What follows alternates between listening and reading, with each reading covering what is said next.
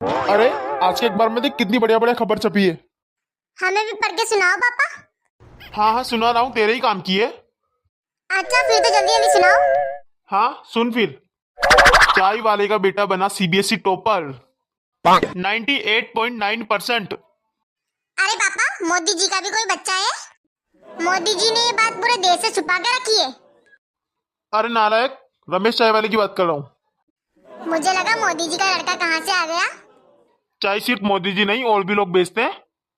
और देखो क्या लिखा है, पंचर बनाने वाले का लड़का लाया सीबीएसई में 91%। मजदूर के बेटे ने किया टॉप, जिले में लाया 99%। ये सब भी तो बच्चे ही हैं। और देखो हमारे नालायक बेटे को। मोनू की मम्मी मैं बता रहा हूँ, जो बच्चे गरीबी को अच्छे से समझ पाते हैं ना, वही आगे बढ़ते हैं। हाँ, ये बात तो आपकी सही है। मैंने भी अपने पिताजी की गरीबी को देखते हुए खूब इतनी इतनी खूब पढ़ाई करी कि आज मैं देख लो मास्टर हूँ। मेरे पिताजी को मुझ पर गर्व होगा। मैं सोचता हूँ मुझे भी एक दिन अपने बेटे पे गर्व होगा। पर खैर छोड़ो, सब किस्मत किस्मत का खेल है। पता है मोनू की मम्मी, उस जमाने में मेरे से आगे कोई बच्चा था नहीं मेरी क्लास में। सबसे अच्छा था मैं पढ़ने में। मैंने सारी किताबें फाड़ डाली थी। अरे पापा, किताबें फाड़ने से कोई टॉपर थोड़ी बनता है। किताबें फाड़ने से ही कोई टॉपर बन जाएगा तो किताबें बस्ते में रखेंगे ही क्यों? अब तो किताबें हाथन में आते ही फाड़ दो, बन गए टॉपर। चलो यही करना पड़ेगा अब।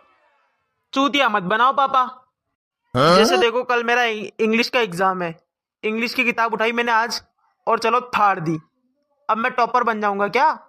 किताबें फाड़ते ही मुझे आ गई सारी इंग्लिश, मैं बन गया टॉपर। ऐसा होगा क्या पापा? चुप हो जा नालायक। मेरे कहने का वो मतलब नहीं है कि किताबें ऐसे नहीं फाड़नी है। मेरा ये मतलब है कि जी जान से पढ़ो किताबों को। हेलो, है विमला, सिलाई? हाँ, सिखा दूंगी आराम से। अरे मम्मी तुम क्यों सिखा रही हो सिलाई? उनको बोलो सिलाई की एक किताब ले लेंगे और फाड़ देंगे, सब सीख जाएंगे वो। एक ही दिन में एक्सपर्ट हो जाएंगे, सब कुछ आ जाएगा उनको। मानेगा नहीं तू? लाओ अपना बेल्ट। ना ना पापा, मान गया मान गया। पापा मैं पढ़ता हूँ पर मुझे कुछ समझ ही नहीं आता, याद ही नहीं रहता मुझे। और जब याद ही नहीं होता तो पेपर में लिखूंगा क्या? और जब लिखूंगा ही नहीं तो नंबर कैसे आएंगे? और पास कैसे होऊंगा मैं ऐसे? बेटा, पास होने के लिए जरूरी नहीं कि तुम्हें याद ही हो सब कुछ। कॉपी भरना भी तो आना चाहिए। अरे पापा याद ही नहीं होगा तो लिखेंगे कैसे? लिखेंगे नहीं तो कॉपी कैसे भरेगी? अरे आजा बेटा, मैं आज तेरे को कॉपी भरना सिखाता हूँ। चल तू अपना कोई एक सवाल बता, मैं तुझे कॉपी भरना सिखाता हूँ। एक सवाल ये है कि पापा पानीपत का युद्ध कब और कैसे हुआ था? इस पे तुम पेज भर के बताओ। बड़ा सिंपल है। सबसे पहले तुम उठाओ अपनी कॉपी पापा मैं उधर आता हूँ। और उत्तर में पहली लाइन में लिखो पानीपत का युद्ध कब हुआ था। अरे पापा ये तो क्वेश्चन ही है।